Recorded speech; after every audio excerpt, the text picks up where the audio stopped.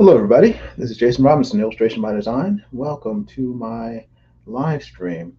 If you're regular at the channel, this is probably a little earlier than you're used to. Usually I live stream late at night, which is not that great, but I'm trying to get a little better. So I'm going to try to live stream before everybody's asleep. But today I'm going to be working on inking this drawing of the Canadian Shield that I kind of redid. I originally had done this pose, this drawing of the character several weeks ago when I had Rick Piper, the creator of the character, on my channel. And unfortunately, I did a digital drawing of it and I forgot to save it, so I lost it. But what I did was I was able to find a screenshot of that sort of live stream, and I just traced it. So traced the general shape, and I redrew the figure on paper, and you can actually find that drawing on if you go down to the description below, you can check it out and see me sort of doing like an ASMR video of this drawing. So I did that. When I do that, I did that last night, late last night. I think I did it like 5 in the morning or something. But regardless, you can check it out by clicking the link down below in the description. But now I'm going to ink this and try to get this drawing finished. So I want to welcome you here. Again, my name is Jason Robinson, and I'm an artist, an illustrator, graphic artist, draw comic book type stuff. And yeah, I want to welcome you here. Right now, I have about 857 subscribers last time I checked. So I'm only about 150 subscribers away from reaching 1,000. So if you haven't already done so, please subscribe to the channel and please hit the like button if you would. That'd be a great help to me and to the channel. And if you would, please make sure to hit the bell for notifications of future videos. And when you hit the bell, make sure you have it set for all notifications, because otherwise YouTube probably won't let you know. And that's kind of annoying, because I subscribe and I have hit the bell many times for many channels, and only when I make sure it's set for all, that's the only time that YouTube gives me a heads up that my favorite channel is dropping a new video or going live or whatever. So make sure you hit the bell and have it set for all. But anyway, let me check the chat. Cross Comics, who is in fact Rick Piper, is actually in the chat right now, and he's checking in on me to make sure I don't screw up his character. And I appreciate that, Rick. Let me see if I can. Oh, there we go.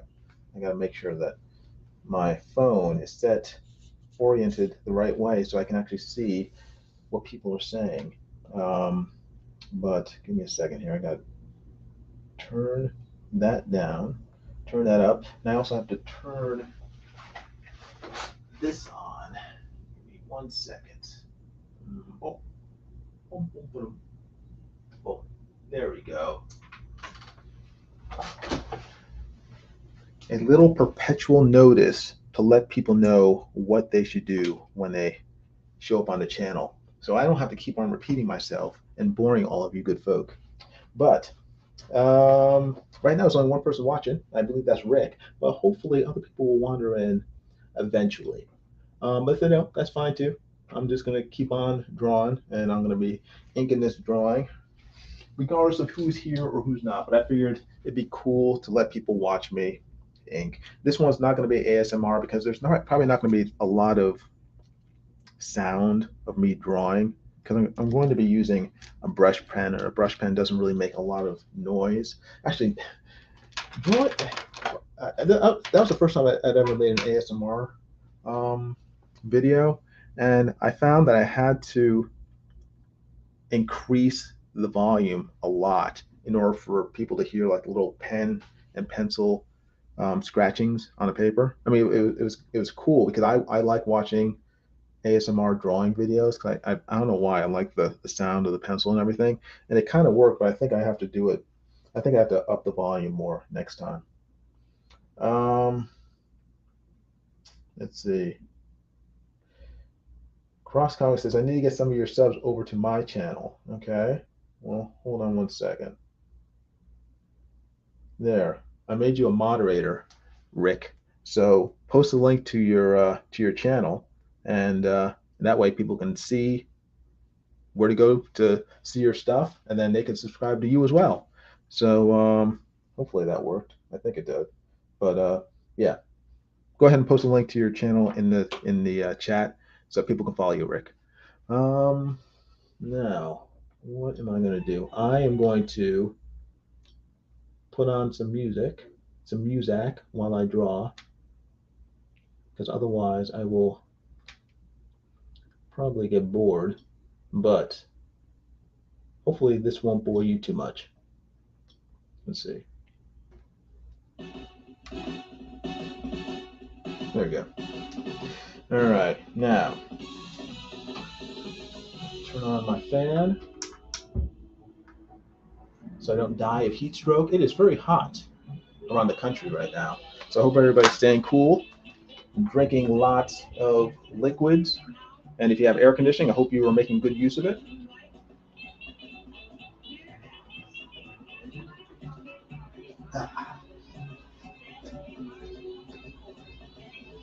That's some good water.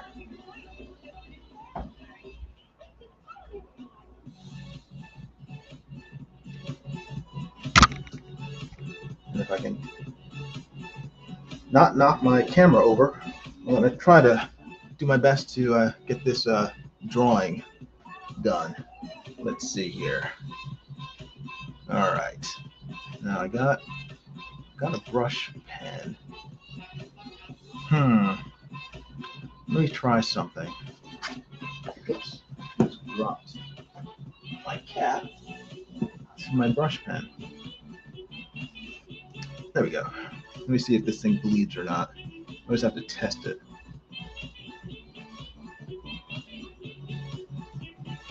Mm,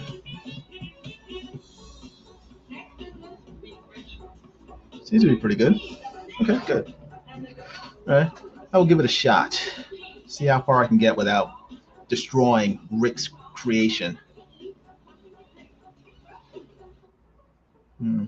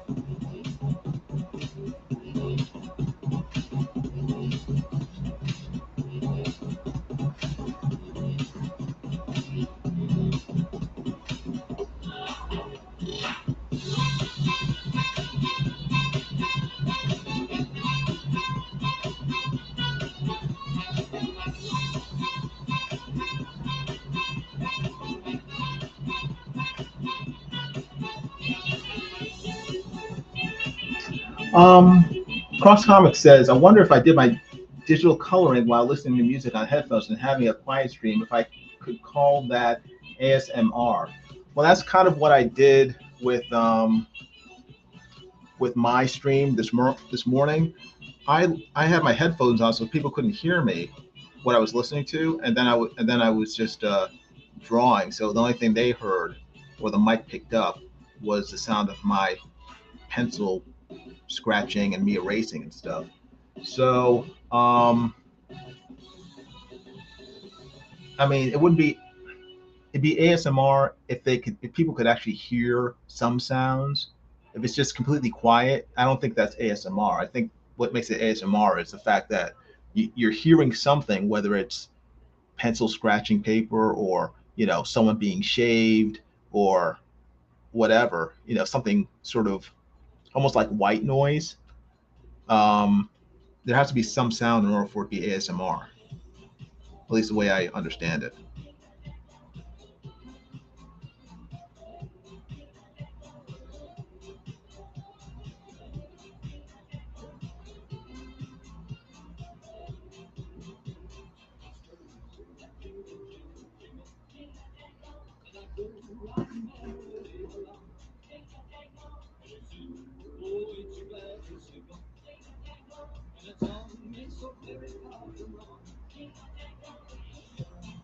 Hmm.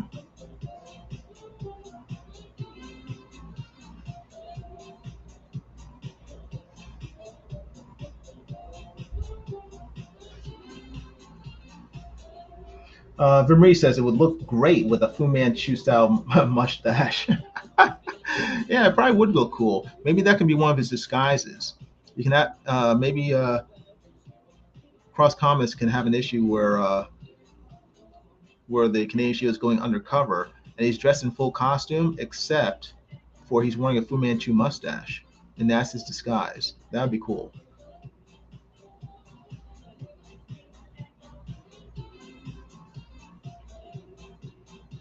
Look for that in an upcoming issue.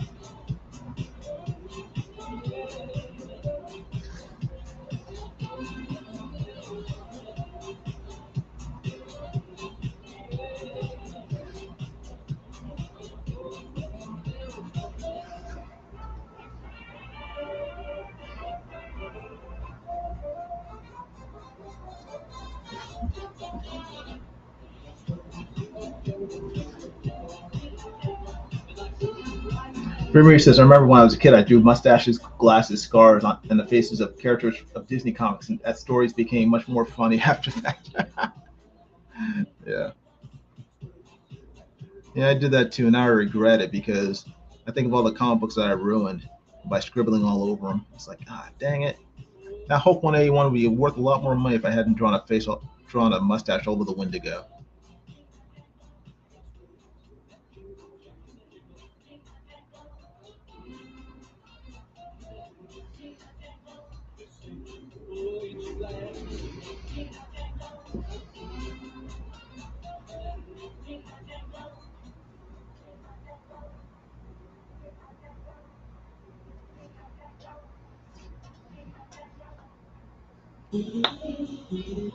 Hmm.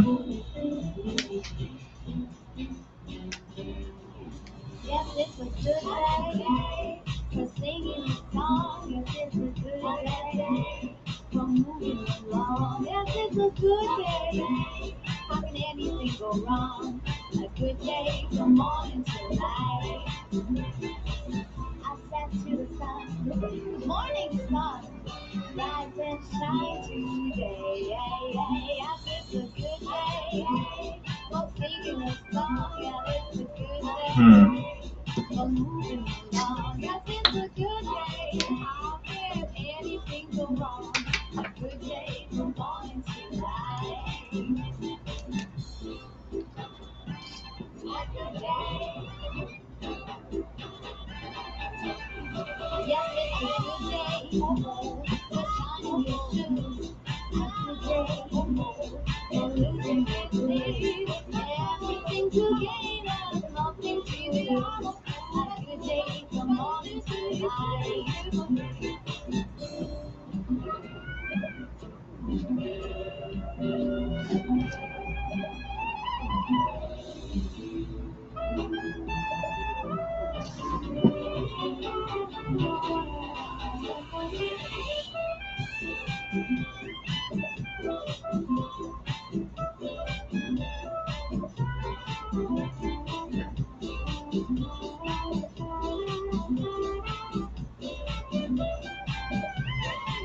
Yes, it's a good day for singing the song. Yes, it's a good day for moving on. Yes, it's a good day. How can anything go wrong? A good day from morning till morning.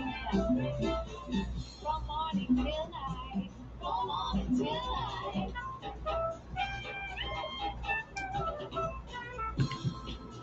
Good day. It's a whole good day. For singing a song, yes, it's a good day. For moving along, yes, it's a good day. How can anything go wrong? A good day from morning till night. Huh. Where are my pens? Where are the pens that I want? Ah, there we go. There we go. Got a bunch of pens, just can't find the one I want.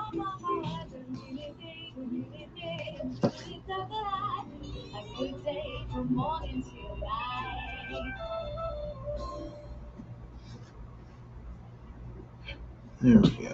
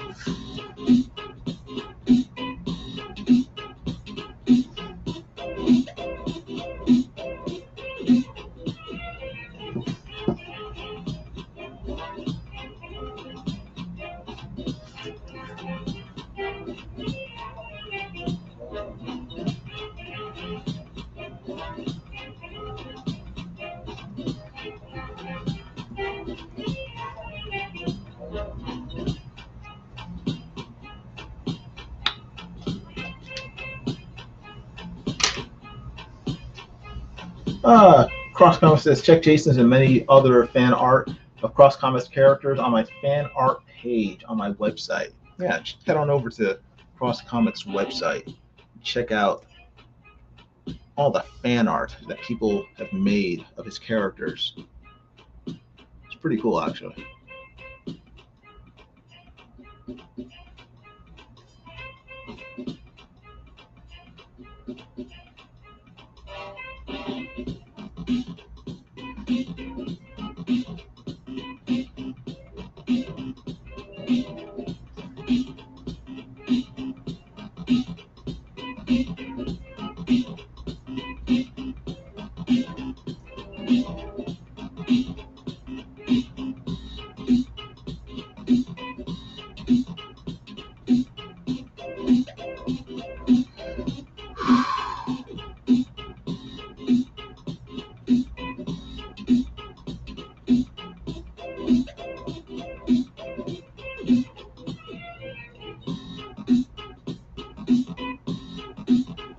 Oh, when I reach 1,000 subs, I'll be doing an art giveaway. So everybody who's subscribed to the channel will have a chance to win some free art. So subscribe if you haven't done so already, because I can't take all this art with me. I need to give some of it away. So help me out by subscribing and let me give you some of my art.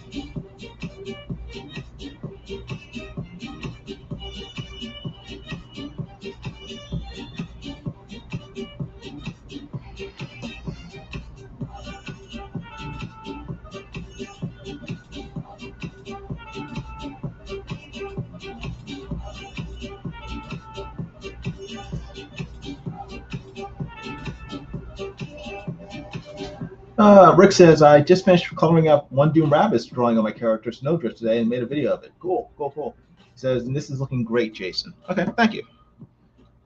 Hopefully I will not let you down. It will continue to look good by the time I'm finished. That's what I'm hoping.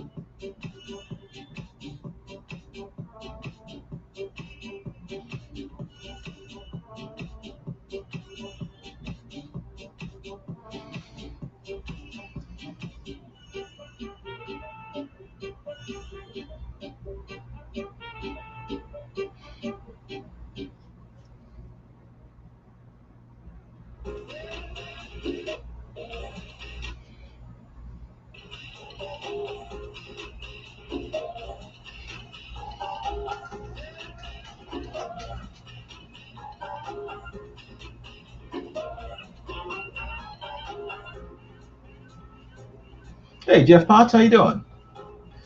Good seeing you. Hope you're doing well.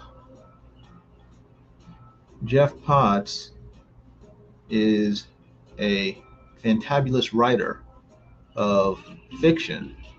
He might write nonfiction too, I'm not sure. But he has a book out right now called The Revenant and the Tomb, and it's available on Amazon.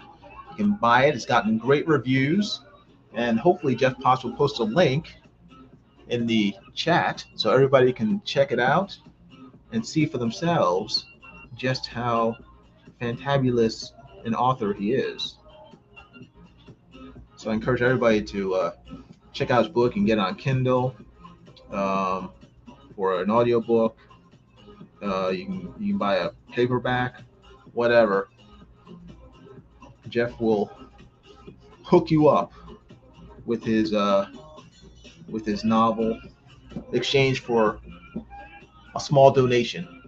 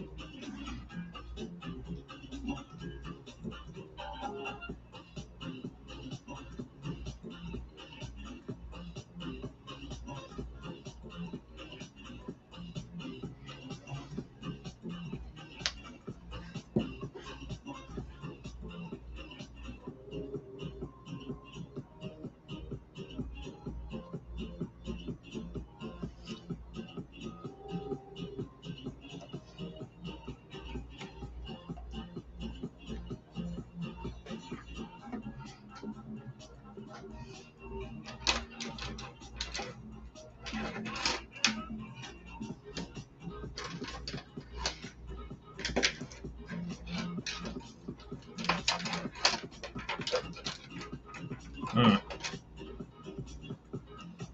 Ah, I see.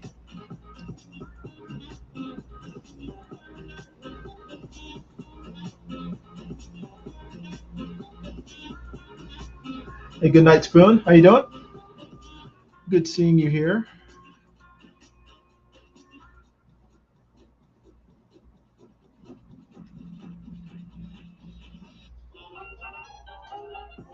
Let's see. Um, yeah.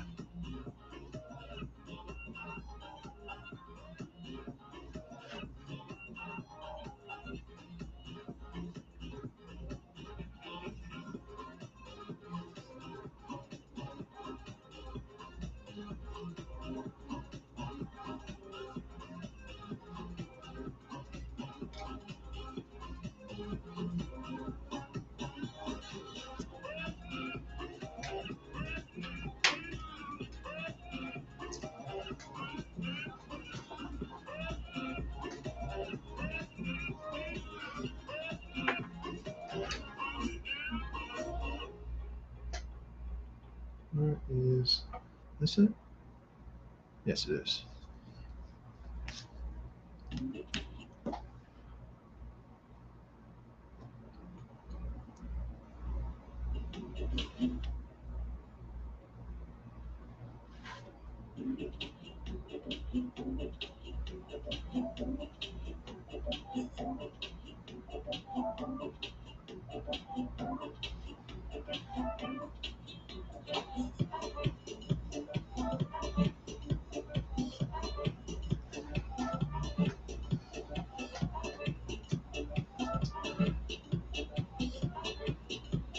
Press conferences. I only have taken the Duck due to internet not being stable with OBS. Oh, you're talking about StreamYard. You're using StreamYard because of uh, instability with OBS on the internet. Um,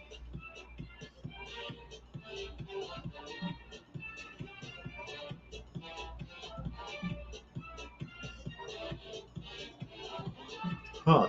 Canada lost internet for a day. Sounds like you need a new prime minister. Straighten things out. Hmm.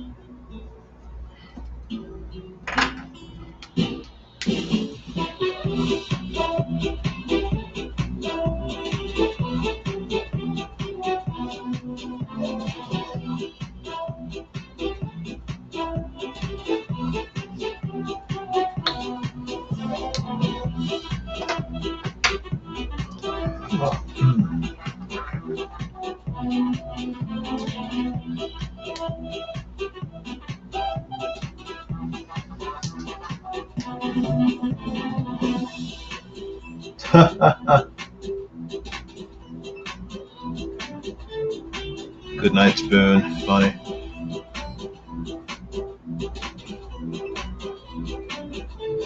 Good night, Spoon says, do I get a free copy of Canadian Shield 2 and Snowdrift, or do I have to pay for it? I think that's up to Rick Piper.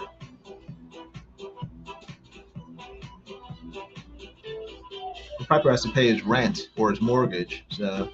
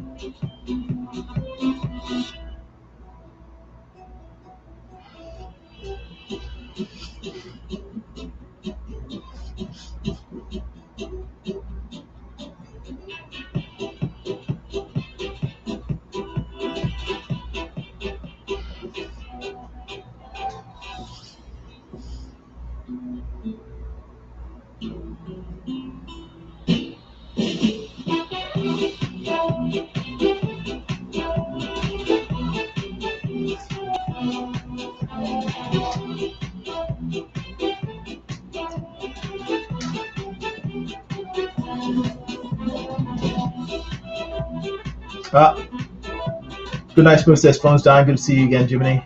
Rick, we'll have to catch up sometime. Yeah, good seeing you too. Good Night Spoon. You take care, and or charge your phone and hang out. That'd be even better. So, Piper has to pay the piper. Yes, he does. He does. Rick has to save money for his world tour. That's very true. Jeff says, by the way, thanks for the kind words. No problem. You are a good writer, so people should read your stuff.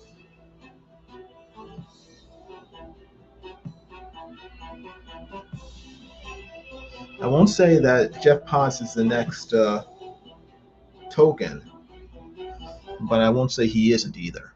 So it's a 50-50 chance. He could be the next JR token, or he might not be. But if he is, you don't want to miss it. So go purchase a copy of Revenant in the Tomb to find out. He may only be the next C.S. Lewis, which isn't too bad either. So either way, you're probably going to get a good read out of it.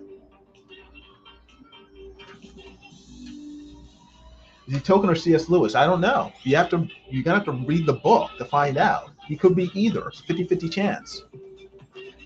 So I mean, I figure either way, it's gonna be a good book to read because they're both great authors. But you know,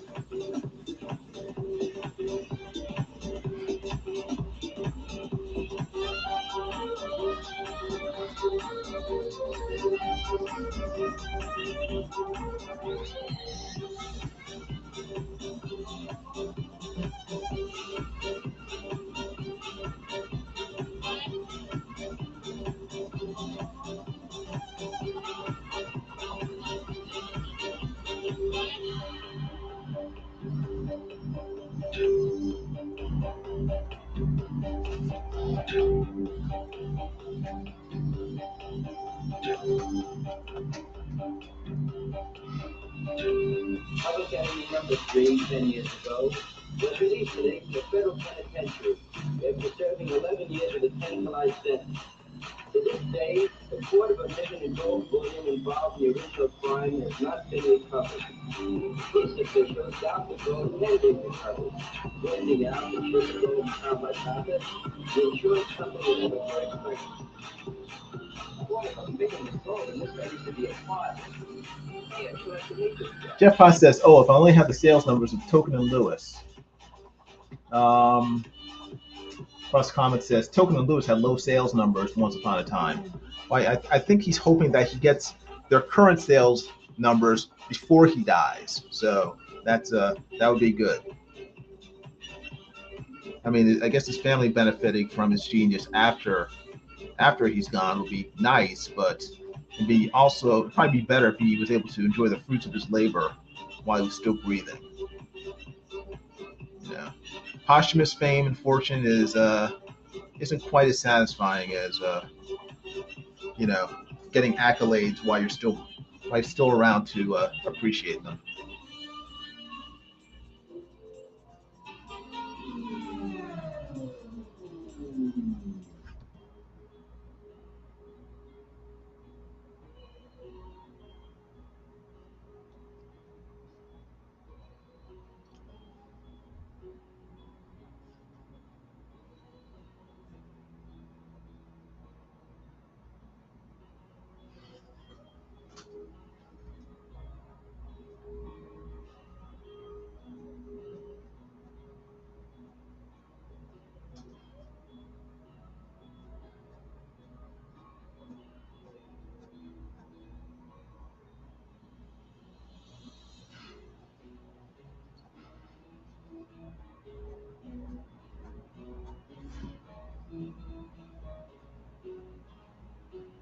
Hmm.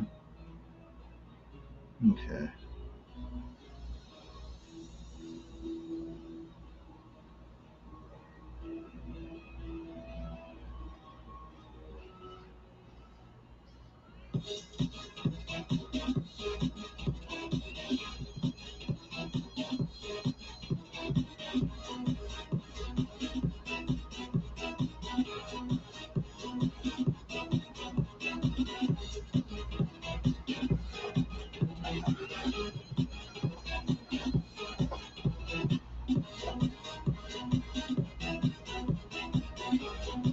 Cross Comics says, so how much to buy this off you and ship it to me? Are you talking to me, Rick? If you wanna buy this and have me ship it to you, you just have to pay the shipping costs. So because shipping costs alone are probably like $1 billion to Canada. No, I'm kidding. Shipping costs, I mean, if you send me $25, I will send you this, and I will send you this. Just send me $25 to cover the shipping, because shipping is kind of expensive to Canada. So I'll wrap them up and I'll put them in the mail to you. Is that okay?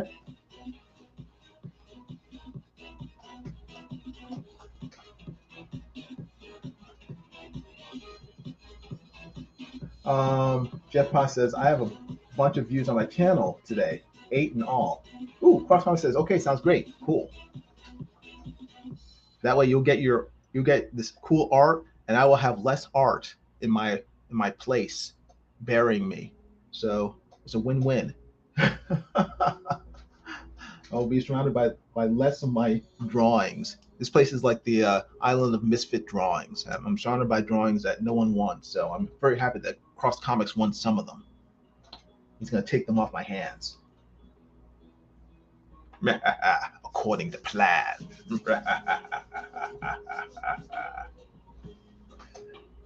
Jeff says, I had a bunch of views on my channel today, 6 in all. That's good. That's more than I usually get.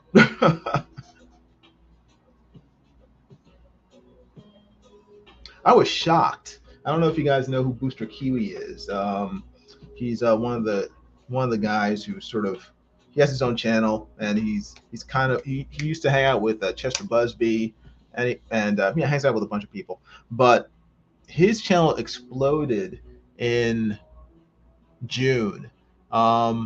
He had maybe like 200 subscribers in May, and then in June he started putting out like little shorts, like little videos that are like a minute or less long on YouTube. And one of them, for some reason, it was just like another sort of goofy video they puts up. For some reason, it hit the algorithm and it blew up. It got millions of views, I think, and he ended up getting 10,000 subscribers in 1 month, and it just blew my mind. So yeah, so YouTube is very I don't know, it's very you can't predict what's going to become popular or not. I mean, you can have a small channel like Boosters, and all of a sudden it just becomes big just because of one video, and there's no guessing why a particular video hits sort of hits people's chord and makes them want to follow you. So Jeff Potts may only have six viewers now, but only takes one video, and usually you don't expect it, and it just blows up, and next thing you know, Amazon's knocking on Jeff's door, trying to convince him to allow them to bastardize his works and make a miniseries out of them. So you never know.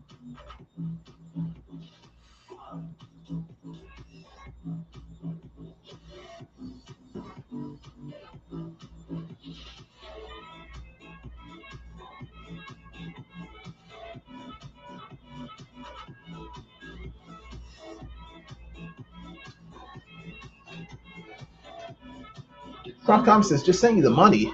Wow, cool. That's awesome. Thank you very much. I will, if you haven't already, I mean, I don't know if I'm assuming you sent a PayPal, and hopefully your mailing address is in the PayPal. If not, I'll just contact you on Twitter, and then I'll get your mailing address that way. Although I should have it because I sent you that I sent you the boomerang box, so I should have it. But just in case I don't, wait a second, hold on. Yeah. Have you moved, Rick, in the last? When I have a package here from you. When was this sent? This was sent. It was sent 2 years ago. Have you moved in the last 2 years? Last 3 years? If not, I have your address. Okay, cool. I got your address then. Cool, cool, cool.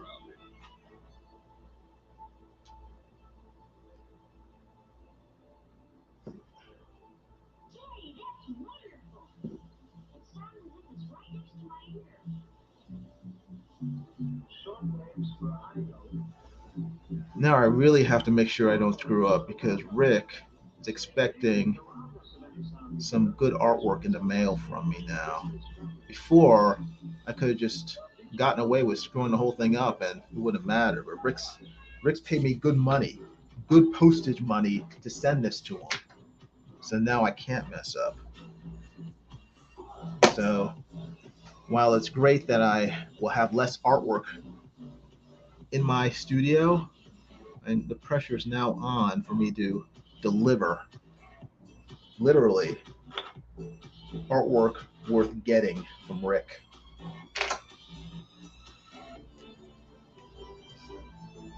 All right, let's see. And that's that. That's that, but it's not all by any means. All right, let's see.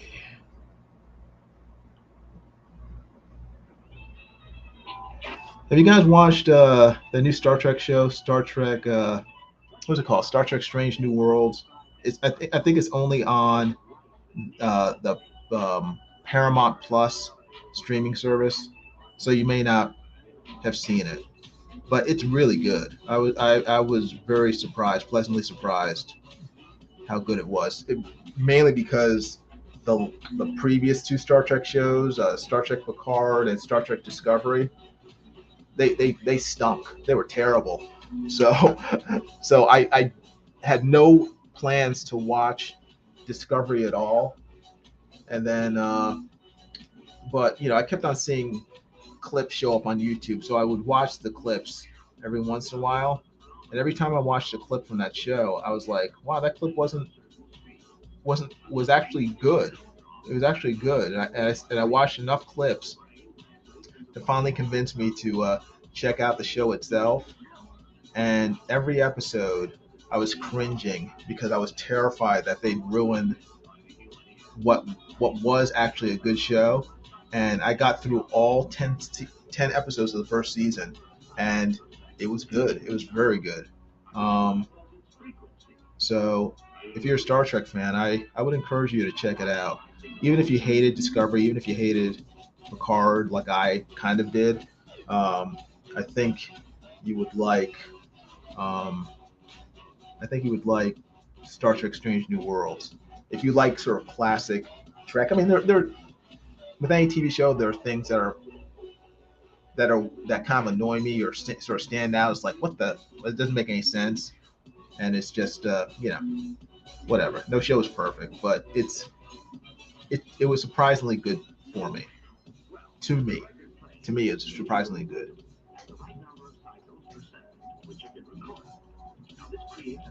Um,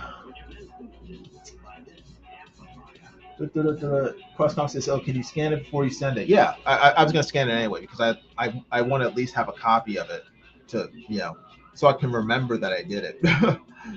Yeah, I'll send you a scan of it. Crosscom says, "I saw the new Thor today." Oh, you did? What did you think? I had no interest in seeing it because I hated Thor Ragnarok. It made me mad when I watched it in the theaters, and I was like, this. I felt I don't know if offended is the right word because it. I don't own Thor, so I don't know if I can rightly feel offended by it, but it was so.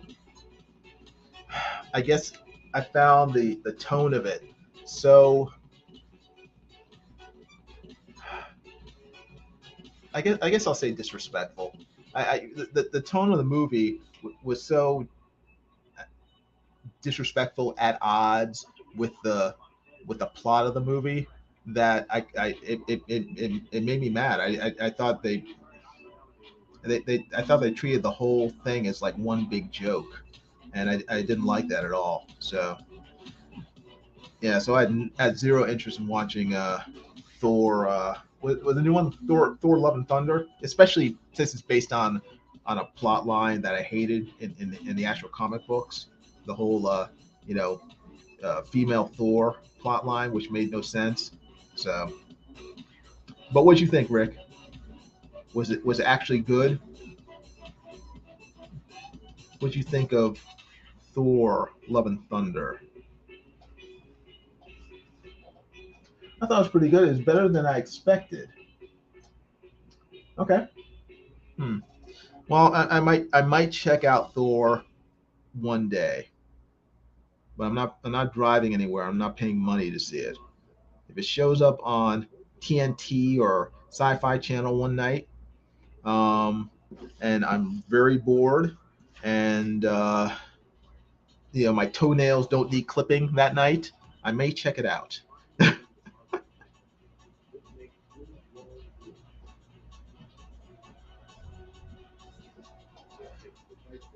Jeff Fox say that they lost me with the trailer. Yeah, I mean the trailer. I mean it's I just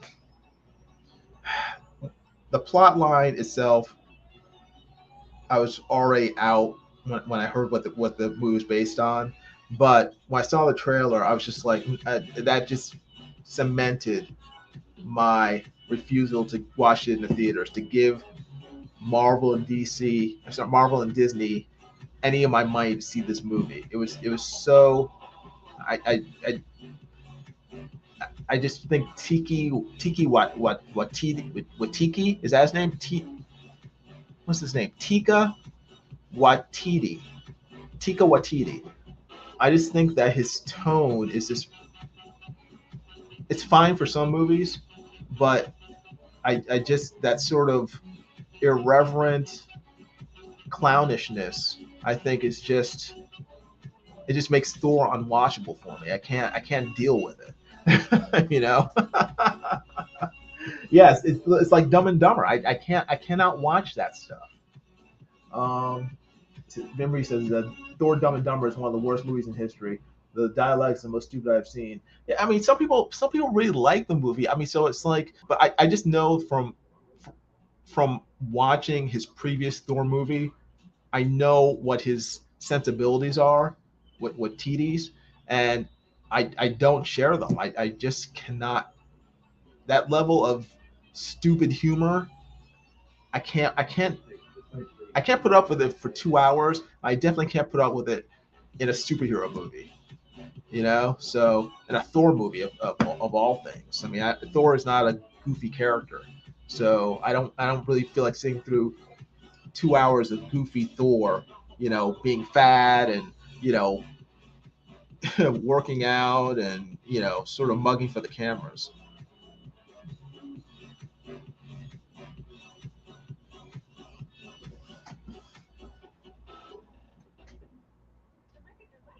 Uh, Cross Comics says this Thor was a bit of a romantic comedy. Yeah, I don't watch Thor. Yeah, I don't want to see romantic comedies from Thor either. I don't. That's what I'm saying. It's like ah. But if it was like, okay, if it was like a elongated man movie, where sort of elongated man is sort of like or plastic man, or sort of like comedic superheroes, I can deal with that. That's fine. That tone fits their character. If it was a Deadpool movie, that's fine. It fits the character. Thor, it does not fit his character, so it just ends up annoying me whenever, you know, with stuff like that.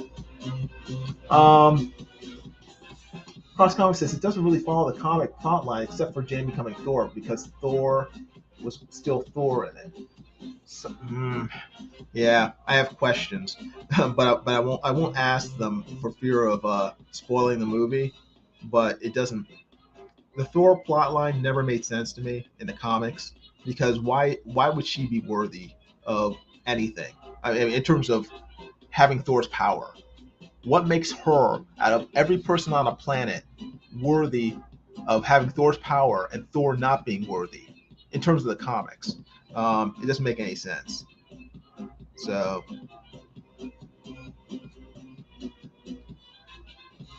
in the movie, if Thor's still Thor, Thor still has his power, then again, why is Jane, of all people on the planet, the most worthy?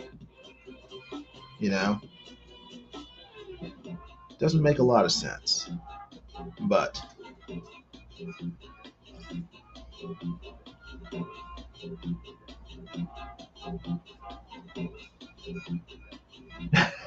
Ben Reese says this Thor is as romantic as a date with the dentist.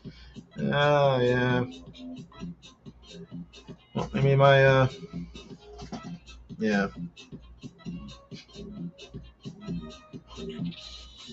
Yeah, I don't really look forward to my dates with the dentist.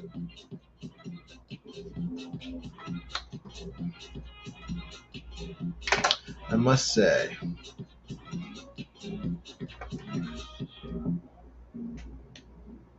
In the comics, they never say what makes one worthy to wield a hammer. Well, I mean, yeah, but I mean, you could assume it's basic, nobility makes someone worthy to have the power of a thunder god. Um, you know, I mean, most people can't lift it. The only people who can lift it are people like Captain America. Someone who is selfless, noble. And just based on Thor's origin. I mean, being humble. I mean, the whole reason why he lost his power and became like a weak human was because he was arrogant. So it would have to be someone who's not arrogant. But again, what would make Jane more worthy than, say, I don't know,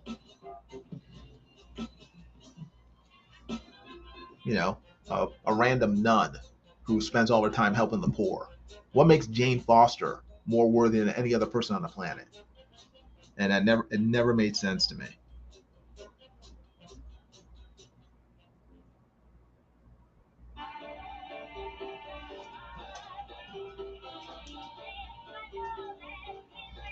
Vimri says she's the most entitled because she is a victim of cancer. Is that what makes her worthy? In that case, I would say that half the planet is worthy to carry Thor's hammer. If just having cancer makes you worthy. Both my parents were worthy of carrying Thor's hammer. It doesn't make any sense. Crosscom says I think they do show why she is able to have the hammer in the movie. Memory says she deserves everything. Yeah, well. Well.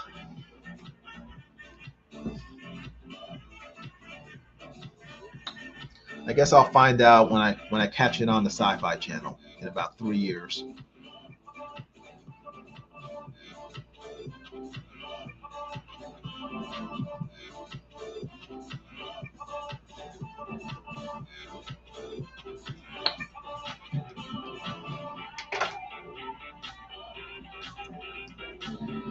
Memory says she is amazing.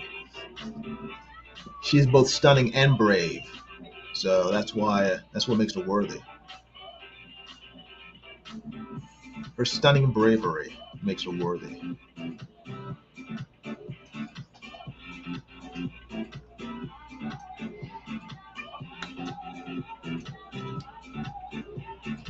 Now, let's see.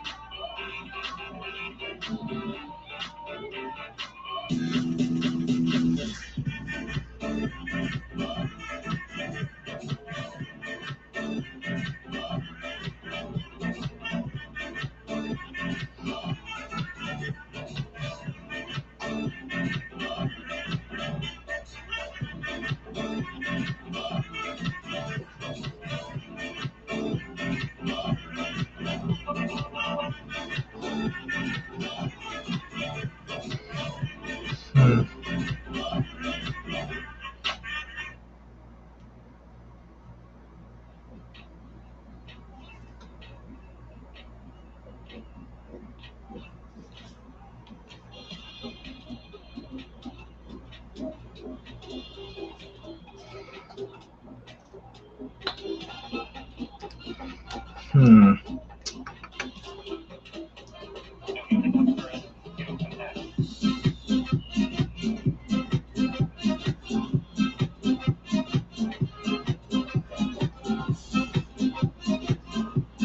Hmm.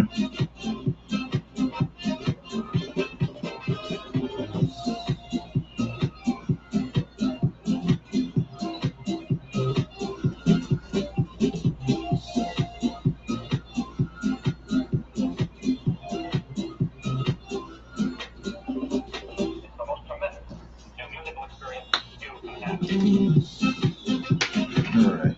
Let's see. I apologize in advance for messing this up, Rick. I'm not sure if I should do cross hatching or if I should just use solid blacks, but I'm doing solid black, hoping that I don't mess it up.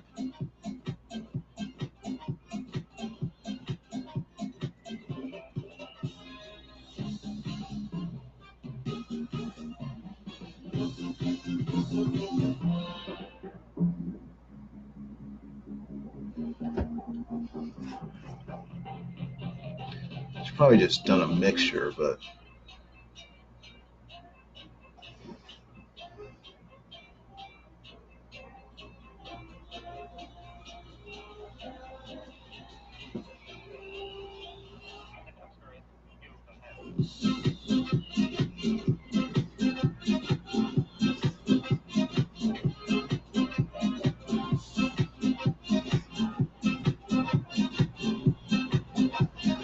cross conferences, I know you will make it extremely awesome. I'm going to try to make it at least somewhat awesome. I can't promise extremely. If you wanted extremely awesome, you should have asked John Dillard to do it. But, you know, you're stuck with me, so all I can do is promise to make it somewhat awesome.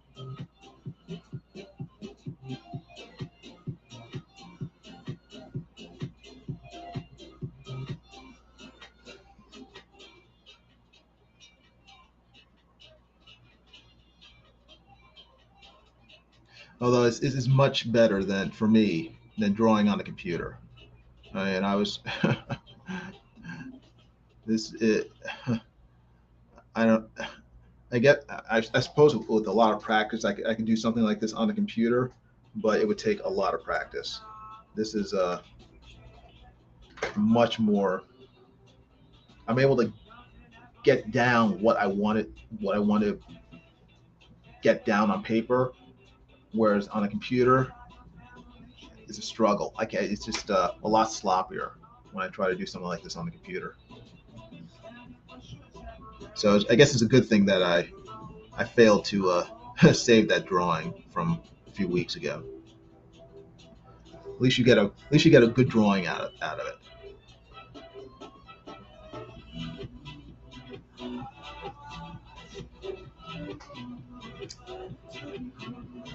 Let's see.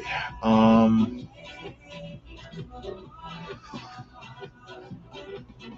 right.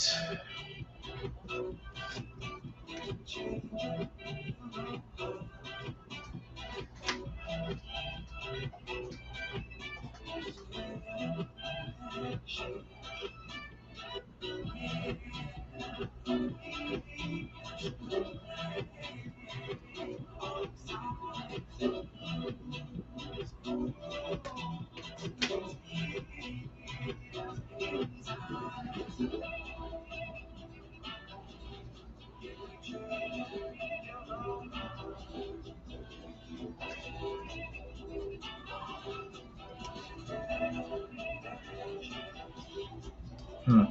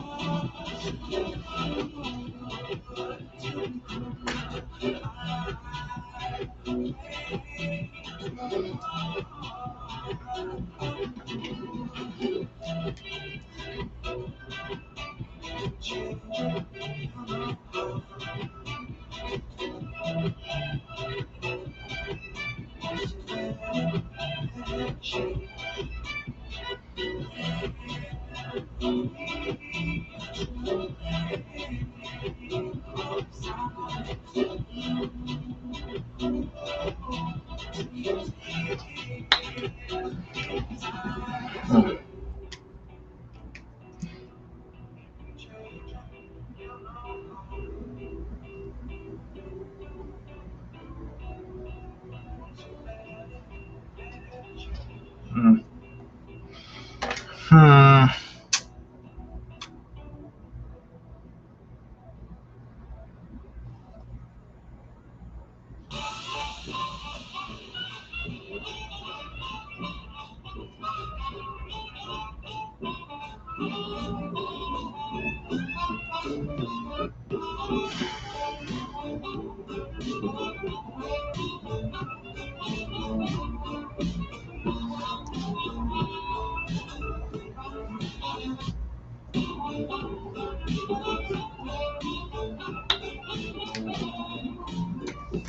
Hey, Eric Hawkins, how you doing? Good seeing you. Eric Hawkins is the creator of the Zombie Full World of Oz, and he just put out the fourth issue, I believe. Guys, I just got it in the mail, and it's very, very cool. Great deal. 20 bucks. I got a whole bucket full of stuff from Eric, including a 40-page full-color comic book and metallic bookmarks and mini posters and magnets and stickers and buttons and a whole bunch of stuff. So if you haven't already, at least check it out on Kickstarter. I don't know if his next campaign is running yet, but you should check out his stuff. It's worth the time and money. It's a good story too. Um, what am I doing here? I'm looking for the right pen. I can't figure out which one it is. I think it's this one. I think it's this one.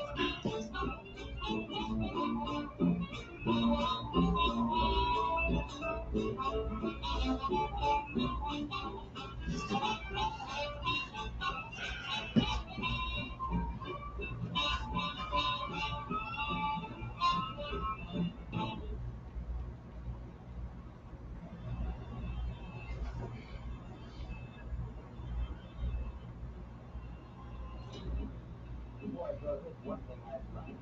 You have a recent case. A case, say, in the last year or two that might give another the feature story along with the other. Something a little, with all excitement. Yes, it was the fourth issue. Good. Yeah, 'cause I just read it. I just read it a few days ago. Pretty sure it's the fourth issue. Eric Hawkins says, I'm launching a new campaign in October. Very cool.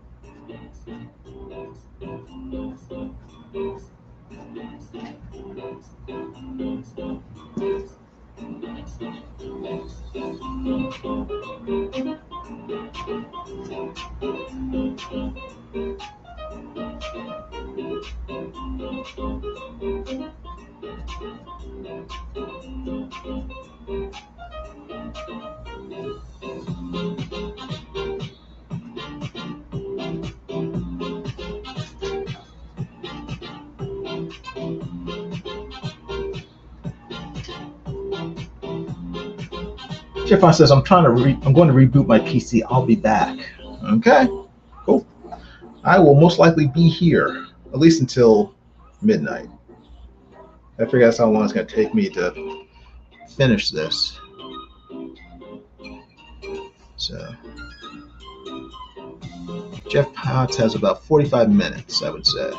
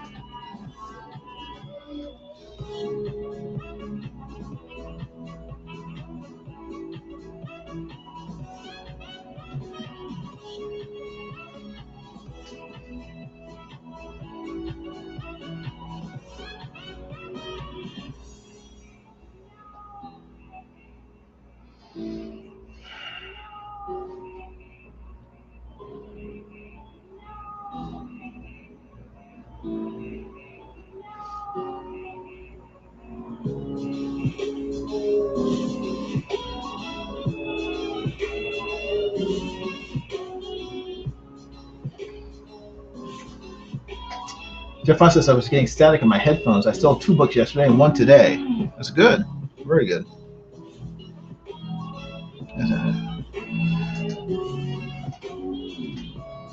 That's so what do you average? Like maybe 45 books a month sold? That's very good actually.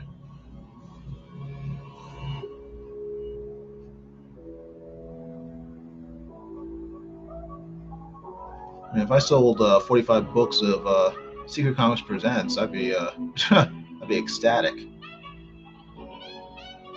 So far, I sold 2. But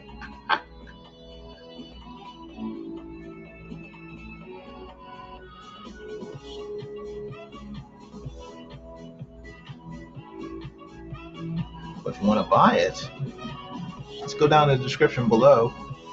Click the link. You can buy copies. You can buy copies that are signed by Nasser and myself, or with the drawing from me of the character of your choice.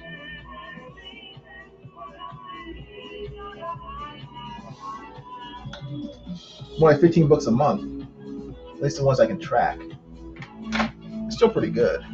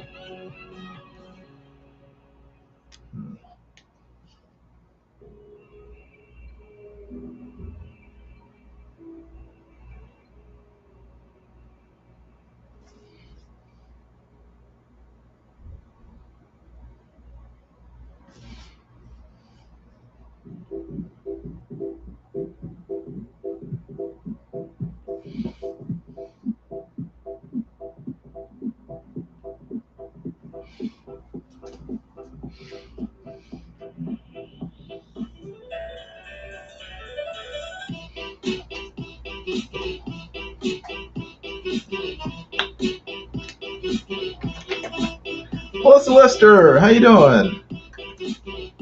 It is the hacking member of the Lester sisters, the computer expert, the technological wizard half of the Lester sisters. How you doing, Melissa? Hope you're doing well. I am drawing Rick Piper's Canadian Shield for him.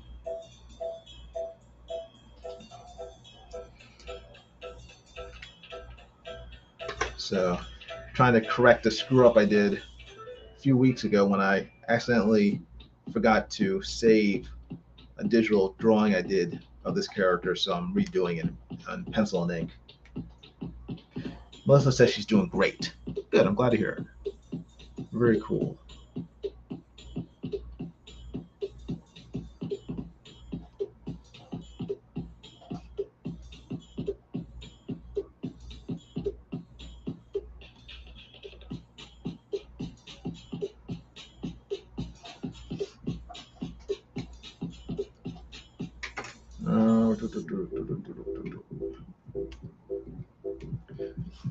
You can usually catch Melissa.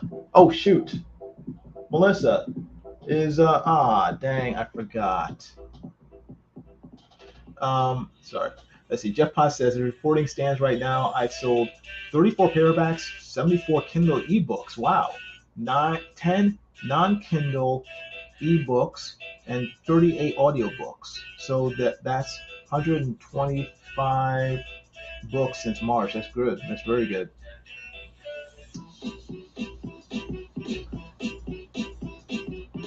Yeah. It was only only a few weeks. Was it? It was about a month ago. Maybe. Yeah, it was a month ago. I think it was like middle of June that we did it for a fan edition. So, but I had Rick on my on a live stream maybe about a week later, or maybe the next day. I think it was the day after, and I did this drawing, except a lot worse on the computer because I don't really draw on the computer that much.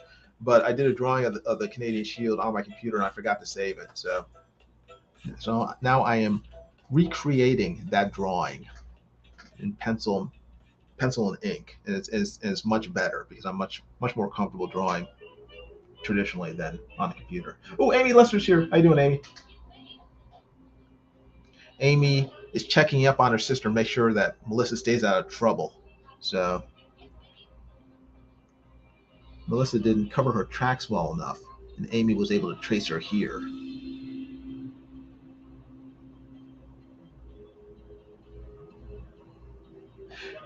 Hey, Melissa and Amy, did Edwin Boyette have a story time today? And I just forgot about it because I know that he was reading Doc Savage last week. I think it was last Tuesday. Did he do that again tonight?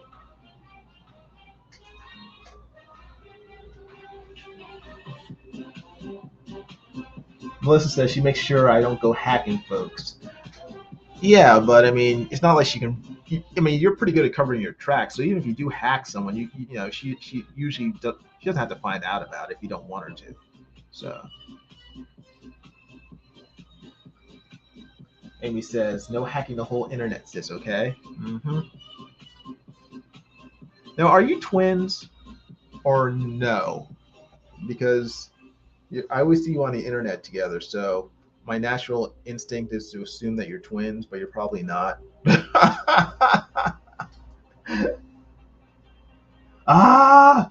No, he did the next session of Doc Savage and I missed it. Oh, dang it. I wanted to listen to it live. Dang. I'm gonna have to write it on my calendar. Make sure I block out that time. And I also have to let all the Doc Savage fan pages I belong to on Facebook now, because they enjoyed it last week.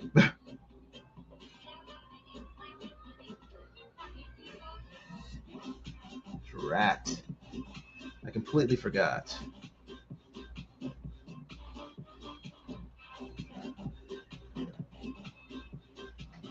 Hopefully you guys can see this. I'm not just doing this off camera like a dope.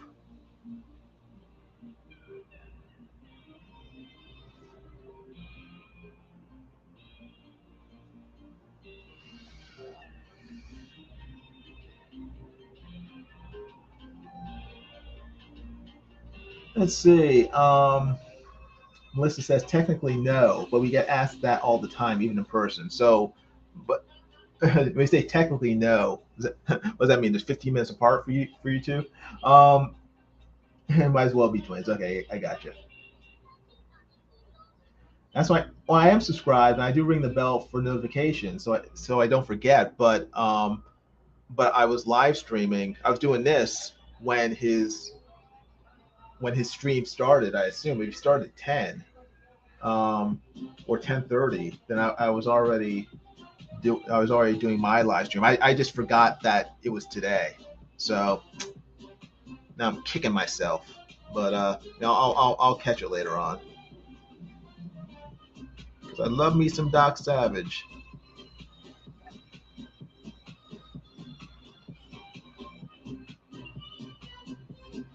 I'm still going through all the books too. I think there are like 181 of the original novels from the 30s and 40s. I'm still going through them. Ugh. I just find them very entertaining. They're just kind of relaxing, you know, action stories.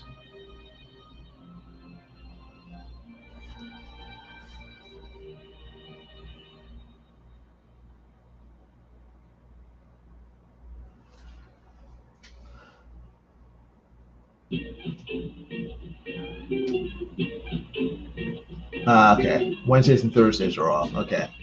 I will mark it down for future reference.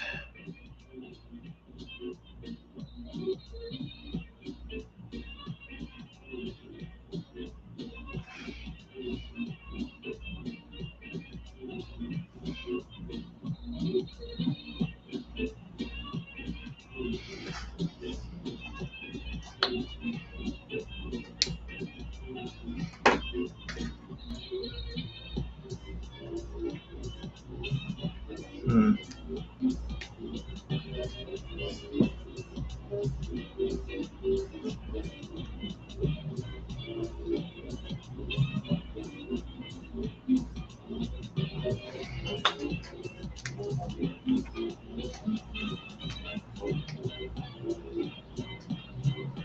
Anyone else said that many Doc Savage books? Oh wow, that's a bunch. Well, those are the ones that were written in the 30s and 40s, and then in the early 90s, um, another writer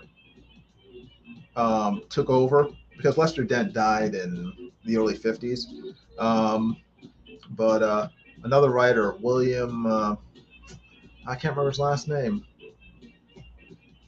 Anyway, he took over based on partial scripts and plot lines that Lester Dent had left behind, and he worked with Lester Dent's widow, and he completed those novels, and there are probably about 15 new novels that have been written since the 1990s up until I think he finally stopped only a few years ago, maybe around 2017, 2018. That's when the last novel came out. So there are a bunch of them. I'm guessing there are over 200.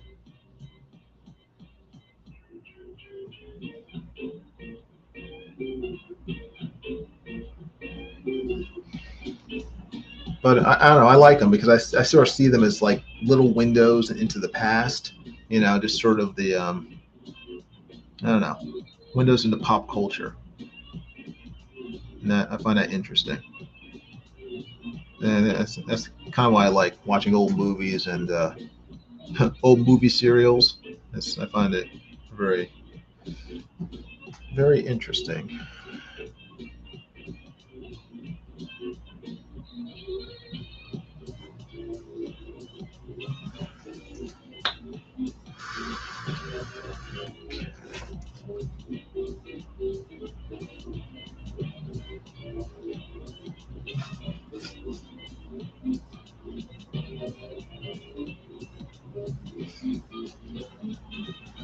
Let's see. Melissa says, I'm so digging the music. Oh, good. Glad you like it. It's electro swing. And you can find it throughout YouTube. All this music is just stuff I've gotten from YouTube over the years. So, and luckily it's all copyright free, so I don't get slammed by the YouTube police, which is why I'm listening to it.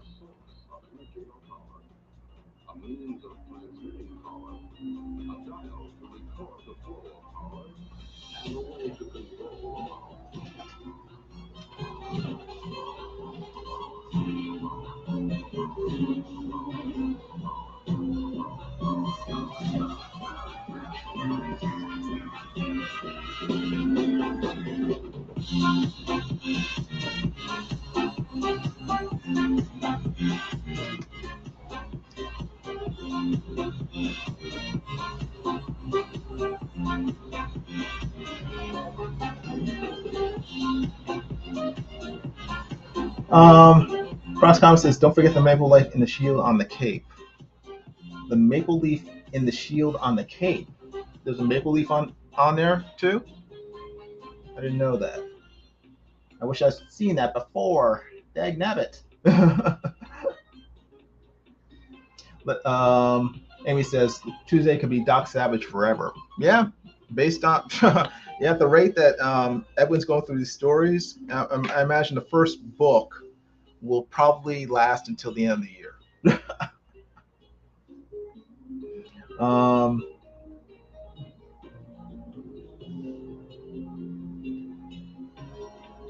Amy Lusher says, like the old Batman movie shorts. Yeah, I love those. They're so good.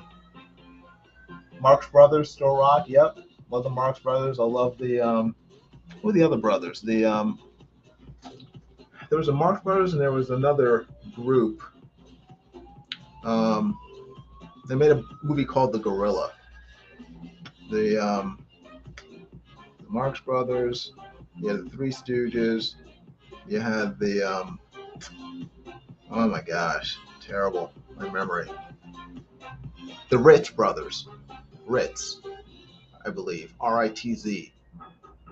They're very funny as well.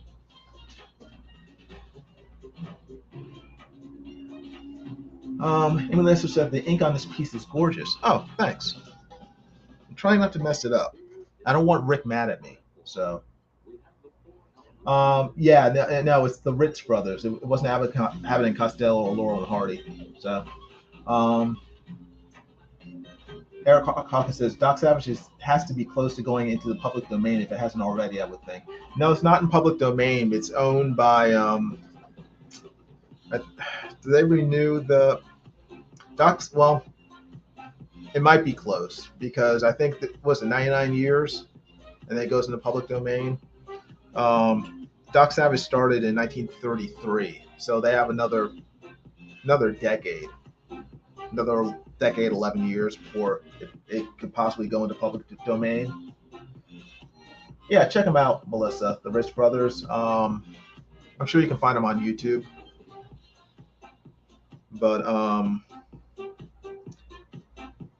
yeah, I mean, James Patterson is coming out with a new series based on Doc Savage, but it's like modernized, so it's going to be bad.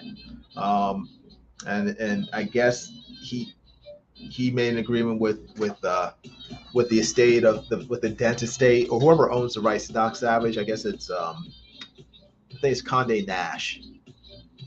Nast owns the rights to Doc Savage, and he made a deal with them. So he'll be writing new Doc Savage novels set in the present, but it's not Doc Savage. It's supposed to be his grandson, and he's basically just turning it into like a almost like a spy novel series where his grandson is trained to be an assassin. So the series is I guess it's like Remo Williams, where Doc Savage's grandson is trained to be an assassin. He goes on missions and stuff, which is kind of completely contrary to what Doc Savage was about. You know, he specifically never killed people. You know, so at least in after the first 4 novels, he stopped killing people. The first 2 or 3 novels, Doc Savage lives up to his name. He kills a lot of people, and he's not gentle about it. So I kind of like those novels. Seeing him just like mowing through people, like just taking them out with his bare hands. It's kind of funny. Um,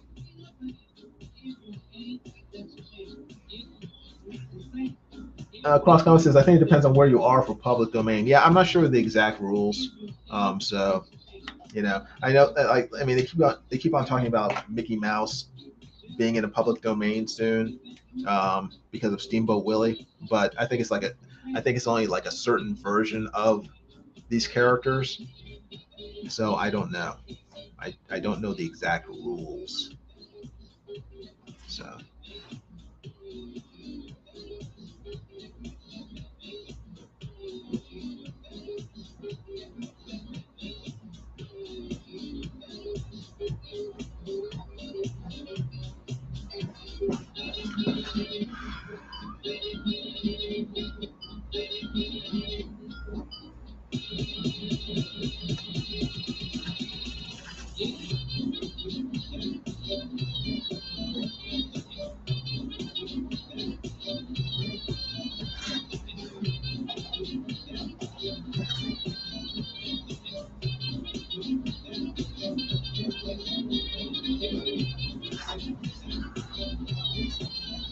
all right.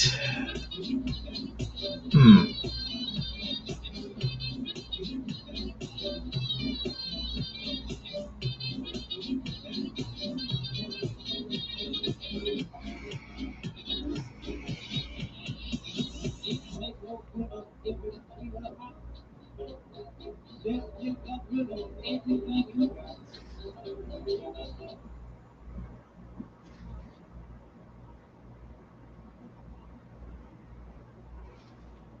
Hmm.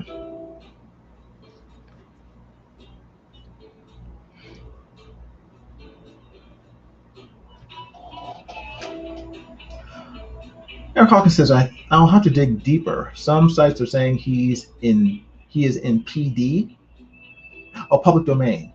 And if so, we need a Jiminy Doc Savage comic. Yeah, he's not in public domain yet. I'm 99.9% sure of that. If he was, I'd be pumping out Doc Savage stuff all the time.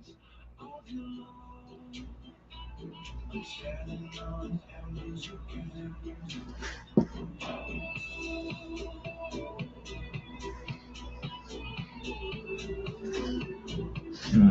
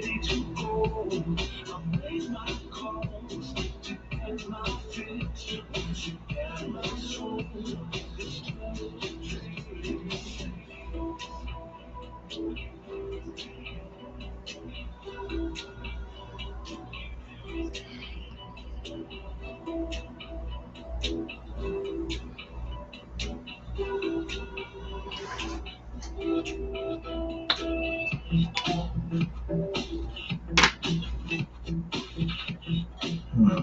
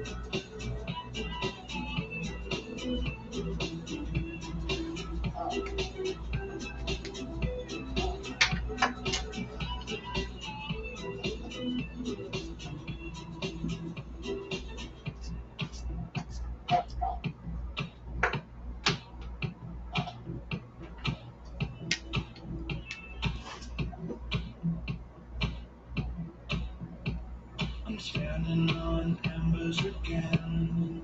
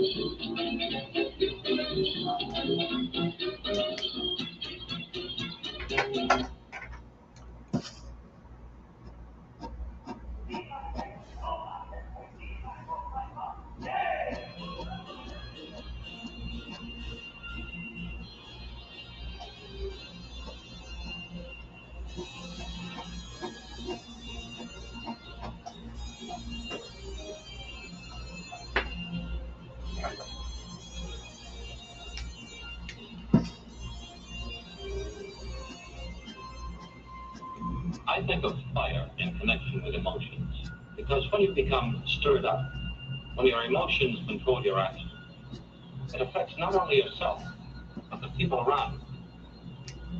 Psychologists find that control of emotions can be gained by understanding the stimulus-response pattern. When you have certain experiences, you respond with various emotions, stimulus response. Just as this sort of stimulus produces this sort of involuntary response. Okay, I'm almost done.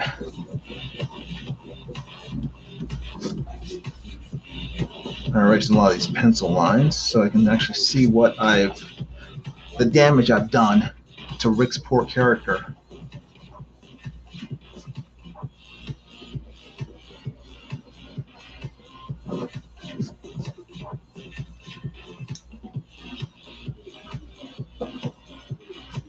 Nature endows us at birth with three general patterns of emotional response. Rage is the response to the primary stimulus of warmth. Hey, She Spins, how you doing? Good seeing you. Says long time no see. Yes, I have not been live streaming that much, so that is more my fault than anyone else's. But I'm glad to see that you are here and that you are hanging out with us. I appreciate it. Fear is the response to If you would hit the like button, that'd be awesome.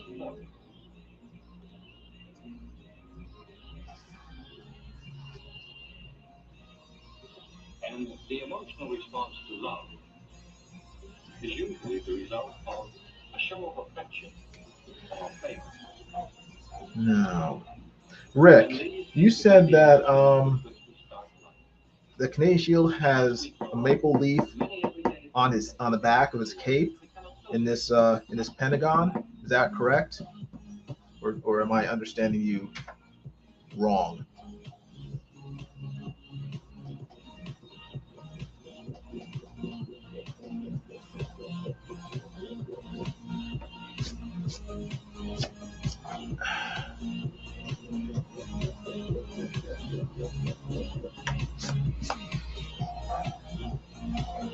Yes. Chris Crosscom says, feel free to draw any of my characters anytime. Okay, cool. I might take you up on that. Careful what you wish for. Rick's like, no, not like that. I said draw them, but not like that. It's too late, Rick. You've already given me permission.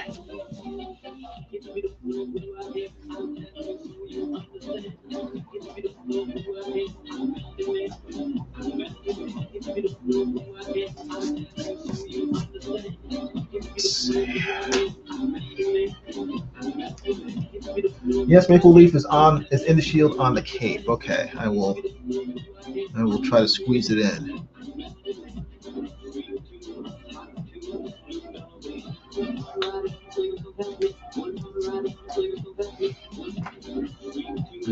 Try to squeeze it in. Turn it upside down and get this maple leaf in here. I don't know why Canada couldn't have like a simpler logo to draw, like a star. The United States has very simple stars. They're just like this nice little 5-pointed things. Look how easy that was. It's so simple. Look at that. See how easy that is? Maple leaf, you need a T-square and a protractor in order to get all these different angles on this thing. Dag nabbit.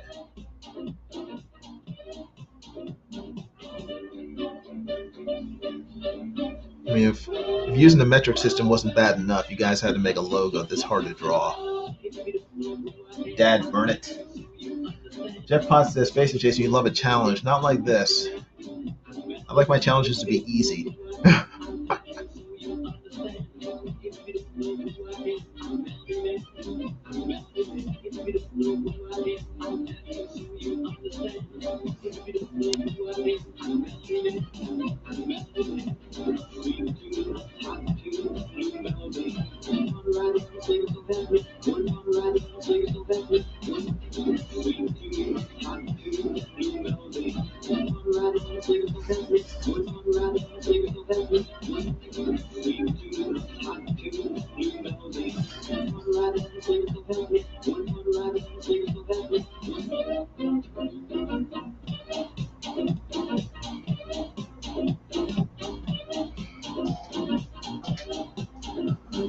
CrossComp says, "Oh yeah, like drawing 50 stars is that easy? It is easy. You just draw one star and then copy and paste 49 times. Simple, very easy."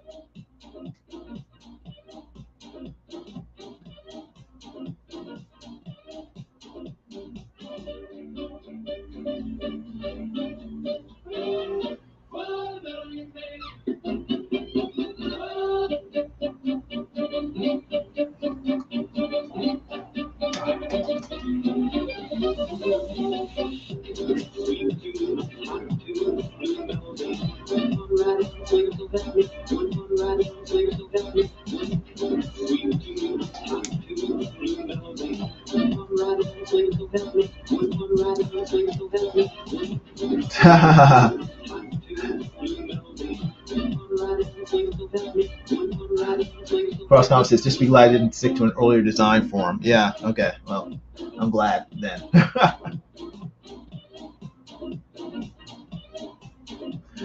Melissa Lester's making friends wherever she goes. That's nice.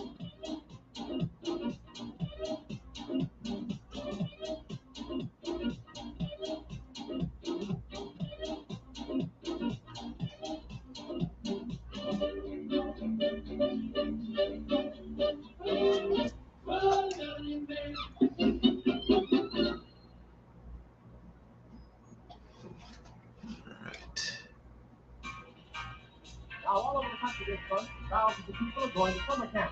They awake every morning and go to sleep every night, playing to the bugle. So the Alabama Brigadiers thought it would be appropriate to play Bugle All Right. Okay, boys, let her roll.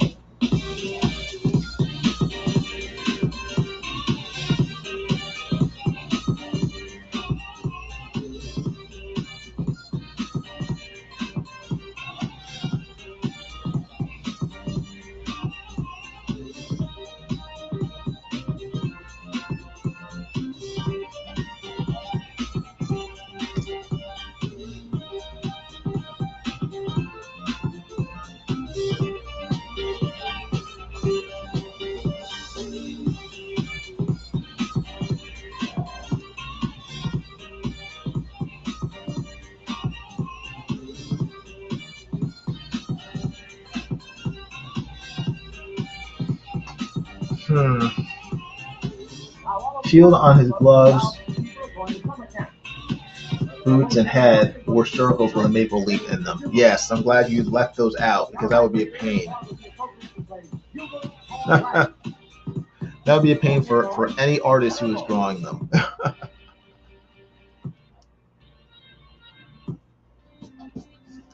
Okay, is that okay? I think it's okay. Although I wish I had already known, because I would have made the shield bigger on his back. It's kind of small, but I guess it's okay. I'll have to live with the guilt of not knowing.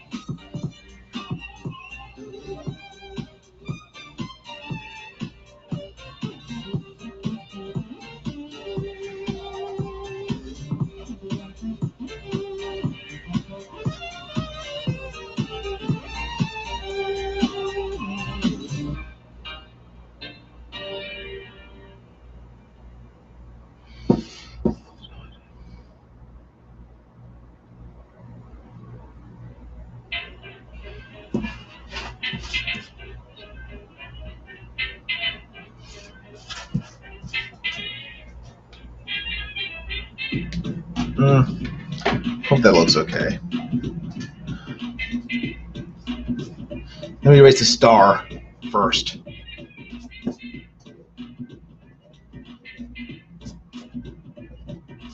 Yeah. Now erase all these pencil marks. Get them out the way.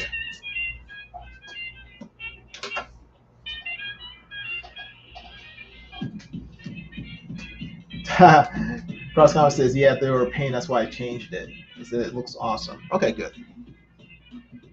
Good. Rick will not be coming after me in reverse.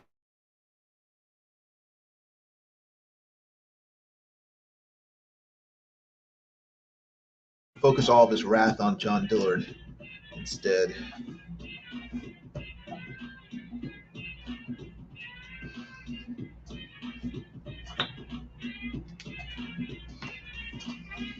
All right, let me just clean this page up and remove all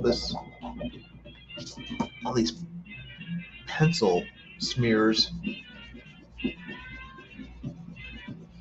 I need a vacuum to clean off my desk afterwards. All these eraser shavings.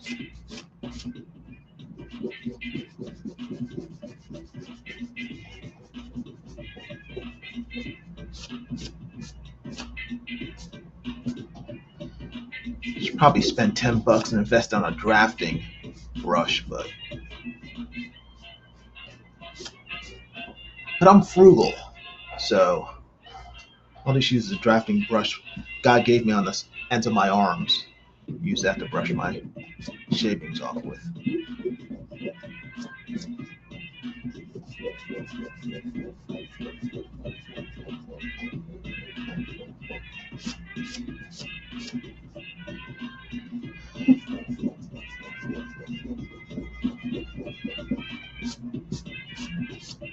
Looks good enough to be a cover.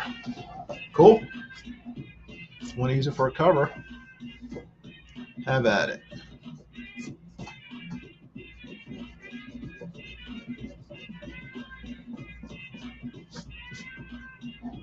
Although there's no background, so.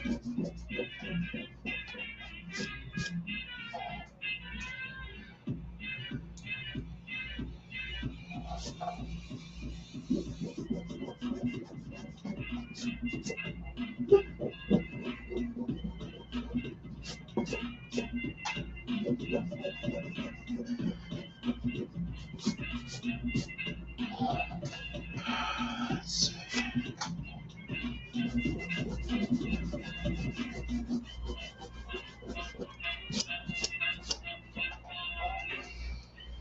I think that's good.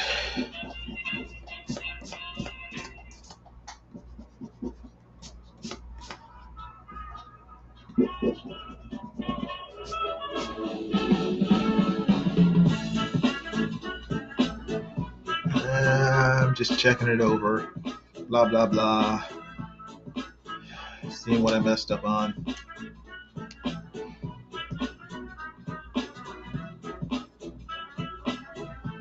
All right. Melissa Lester says she has a broomstick, and I can't tell what that second thing is. Oh, broomstick, and is that blowing? Yes, I have to. No, I won't blow on it. I don't want to spray the drawing with my mouth juice. So I won't blow on it, but I will brush it. She says epic. Cool. I'm glad you like it, Melissa. Melissa Lester's happy, then I know I did a good job. Let's see. All right, now I gotta sign it. Where can I sign it? Wow. I'll sign it right here. I do it in pencil first, so I know it looks okay.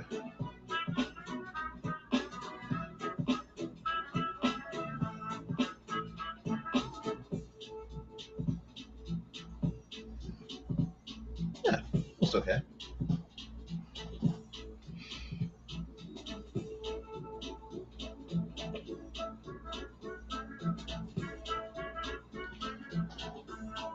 Okay, let's see. Pen.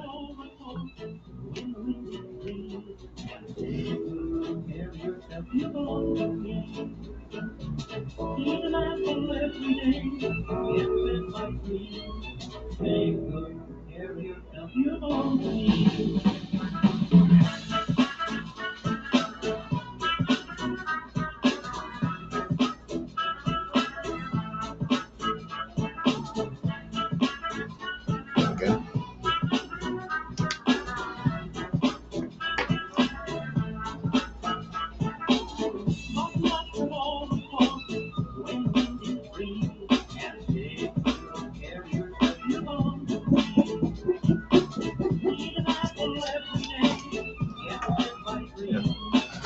That's okay. Let me think.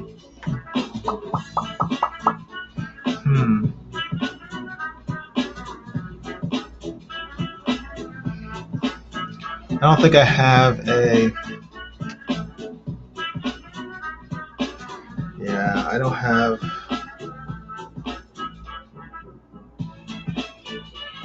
a template big enough to. I was thinking for a second about putting him in a circle, but my templates aren't that big, so yeah, I'm just gonna leave that out. They're too small for that. I could try using a compass, but the compass, in terms of inking a compass, can I do it by hand? Let me think. Let me think. This is a part where I'm thinking too much about it, and I'm gonna like start messing things up by fiddling too much with this drawing. So let me rethink that plan. I kind of think I could do it, but maybe if I like rough it in first, it'll work. If it doesn't look okay in a rough, then I could just like very lightly pencil it in, see if it looks okay. If it doesn't, then I'll just erase it and not worry about it. Got a saucer, a tuna can. A tuna can would be too small. A saucer, I'm just worried that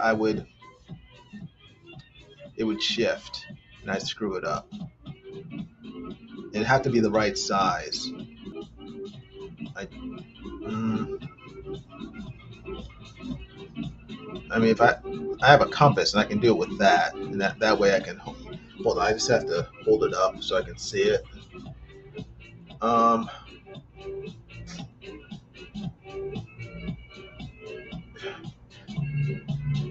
don't want to. I can do it.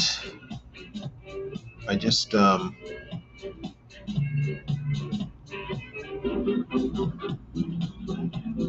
question of the right size circle. Sorry, I'm just playing with it.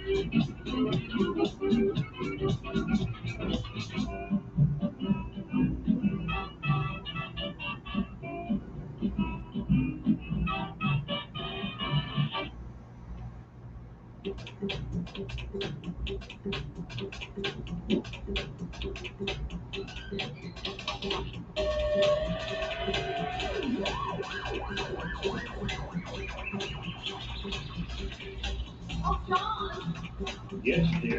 will you stop at the library and get me that Adult Swim play? All right, dear. And promise. Why does everybody that's playing music fancy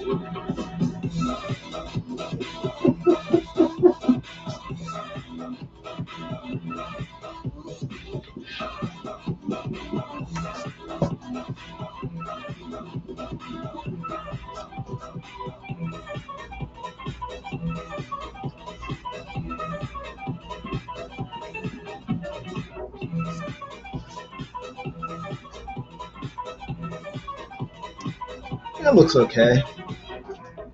Um, Amy Lester is giving words of wisdom, or leave as is. It looks nice already. I know. That's what I'm kind of thinking. It's like leave it as is. Don't mess it up.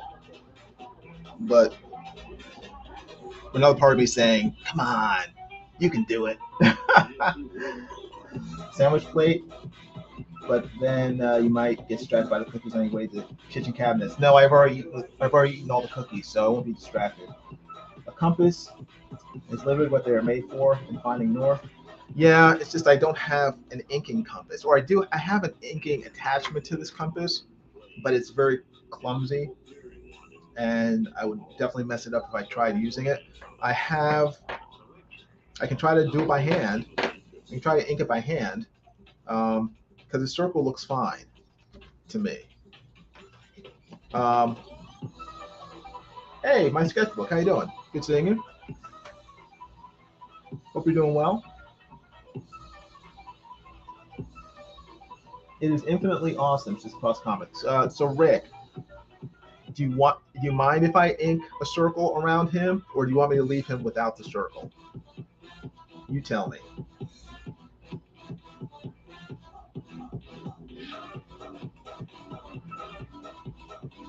Hey, Amy's saying ink a circle by hand. Amy wants to tempt fate. What Rick? What do you want me to do? You want me to tempt fate and ink the circle by hand, or do you want me to just leave the circle out completely? It's up to you. I can go either way. Digital does circle really well. Yeah, I know. That's the thing. Okay, I'll ink it by hand, and then I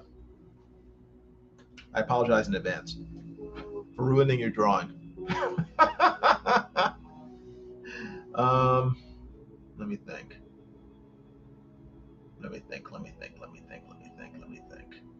On the right pen to use. All right, I got it. If this goes wrong, blame Amy Lester. She told me to do it. I know, Melissa. I know. I don't want to do it. Hey, P Money's here. How you doing, P Money? It's been a while. It says, is this a cricket show? I heard of them existing, but it's been so long since I've seen one. Hey, man, in chat. Amy says, no, I didn't. If you scroll up, everybody can read where Amy Lister says, ink a circle by hand. In her own words, Amy Lister tells me to ink a circle by hand. So I'm just doing what Amy Lister told me to do. So, you know, it's not my fault.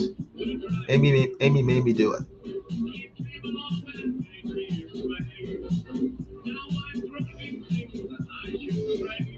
You guys see what I'm doing? Oh, yeah, you can. Kind of, sort of.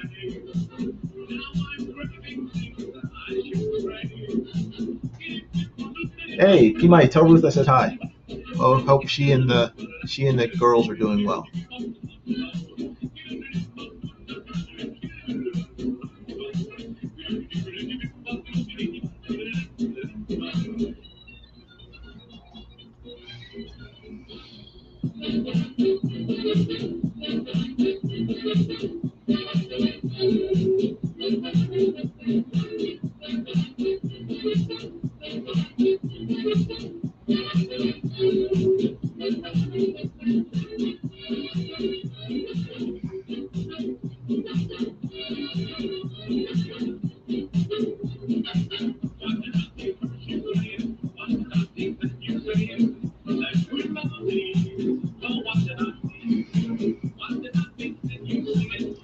Yeah, I got half of it done. See if I can get the rest.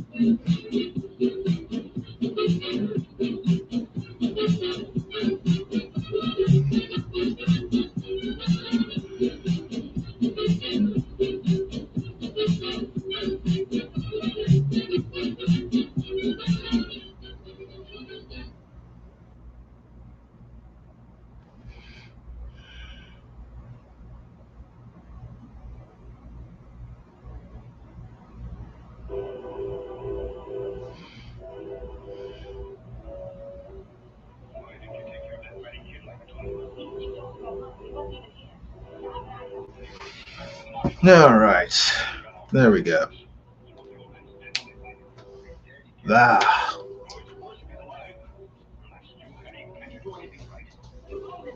Maiden Hell is here. How you doing, Maiden Hell? Hope you're doing well. If you haven't already, please subscribe to the channel, hit the like button, and the bell for notifications the next time I live stream or post a video. Raise your hands if you're holding your breath a little, fellow viewers. I was holding my breath because if I breathe while I'm trying to ink a circle, that's my hand gets all jittery, so I have to hold my breath. Sort of like a sniper when he's about to pull the trigger.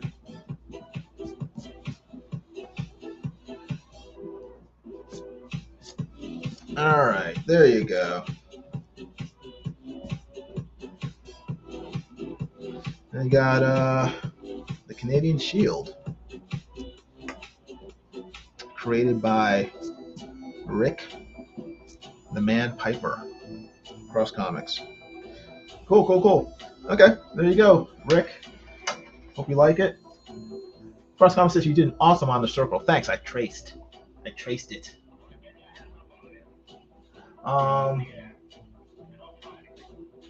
Maiden Hell says way ahead of you, mate. Cool. Cool. Everybody check out the Canadian Shield. Yes, everybody, if you haven't already, pinned to the top of the chat is a link to the Canadian Shield's next issue, issue 2. If you haven't already, go subscribe, click the link, and go and buy a copy of issue 2 of Canadian Shield. I think he also has another book called Snowdrift, another character that Rick created. These are both Canadian Shield. Personally, I want Rick to add a Mountie hat to his costume to make it complete. He seems naked without the Mountie hat, so we should start a petition to give the Canadian Shield a Mountie hat like he has here. So that's my goal.